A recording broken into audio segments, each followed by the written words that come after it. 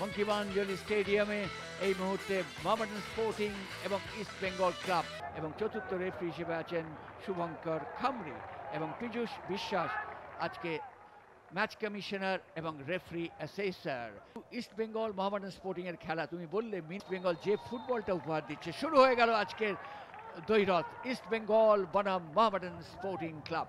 Mizo footballer Joseph, ভাসানো ball, head কি আসবে, হেড হয়েছে, ওহো ওয়েল ডিরেক্টেড কর্নার, এবং দিনেশ যখন হেডটা করে বলটাকে দেখতে পায়নি, কাঁধ লেগেছে, যে কারণে বলে কোনো পাওয়ার জেনারেট করেনি, অর্থাৎ বলটাকে লক্ষ্য করেন। মোহামেডান স্পোর্টিং এর ওখানে শট নিয়েছিলেন, এখনো বল আছে, আবার ভাসিয়ে দিয়েছেন, ওখানে আদিত্য বেরিয়ে এসে আগে ভাগে অনুমান করে ফিস্ট করে, যার ফলে আবার ইস্ট বেঙ্গলের আক্রমণ প্রতি আক্রমণে খেলা গড়াচ্ছে। এরই মধ্যে রেফারি দীপু রায় তিনি বাঁশি বাজিয়েছেন এবং হলুদ কার্ড দেখিয়ে দিলেন।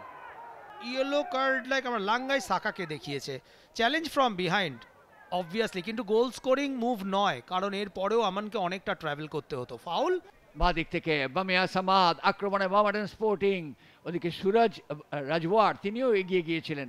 আবার আক্রমণ, এই মুহূর্তে ব্যাকপাস সুজিত কি করবেন, লক্ষ্যতা, ওহো গোল হতে পারে, গোল! একটা বল রেখেছে, look at him, well timed run জোসেফের, মোহামেডানের জোসেফের, হীরার মাথার উপর দিয়ে, কিচ্ছু করার নেই, nothing to do, absolutely top class of the ball run, তার সঙ্গে ব্রিলিয়ান্ট ডেলিভারি, ব্রিলিয়ান্ট।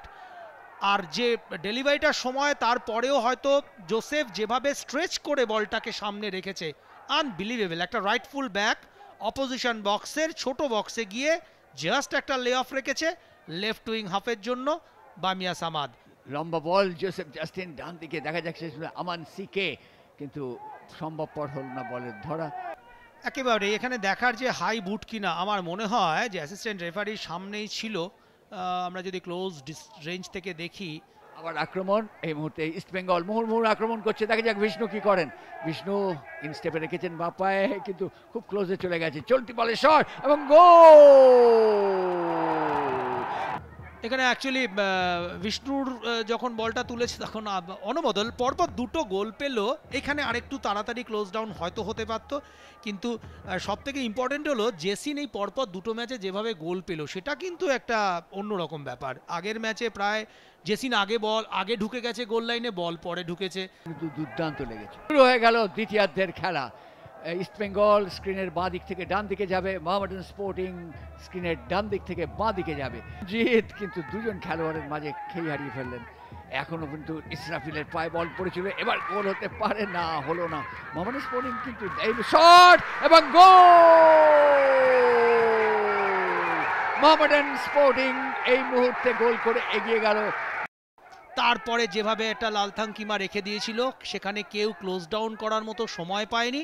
এটা কিন্তু আনইনটেনশনাল প্রথমবার, তারপরে কোনোভাবে সেটাও কিন্তু একটা জড়াবনির মধ্যে বলটা থেকে গেছে, এবং তারপরে what a connection that was, superb, sweet little strike but powerful strike all along the ground. Lovely turn, তার আগের টার্নটা খুব সুন্দর, নিজের জন্য অ্যাঙ্গেল ক্রিয়েট করেছে, জেসিনের সঙ্গে একটা খেলে হয়তো নিতে পারত। শেষ পর্যন্ত আবার হীরা মণ্ডল, পাল্টা আক্রমণে ইস্ট বেঙ্গল।